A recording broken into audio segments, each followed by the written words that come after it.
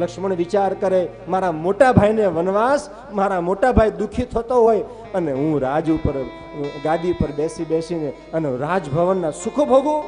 ના, મારા મોટા ભાઈની મારે સેવા કરવા માટે જવું જોઈએ. આ નાના ભાઈની ફરજ છે. મોટા ભાઈની ફરજ છે કે મારો નાનો ભાઈ દુઃખી ન થાય, અને નાના ભાઈની ફરજ છે મારા મોટો ભાઈ દુઃખી ન થાય. ભાઈઓ વચ્ચે પ્રેમ હોવો જોઈએ મેરે ભાઈ બહેન.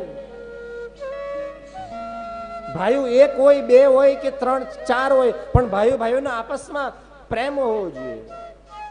આ સંસારની અંદર મેરે ભાઈ બહેન, ભાઈ જેવો કોઈ દુશ્મન નહીં અને ભાઈ જેવો કોઈ મિત્ર પણ નથી. લક્ષ્મણજી કહે છે મારા રામની પાછળ મારે સેવા કરવા માટે જવું જોઈએ. આ અયોધ્યાના સુખો ભોગવીને શું કરું? એ સુખ ભોગવવામાં મારું જીવન પતી જશે.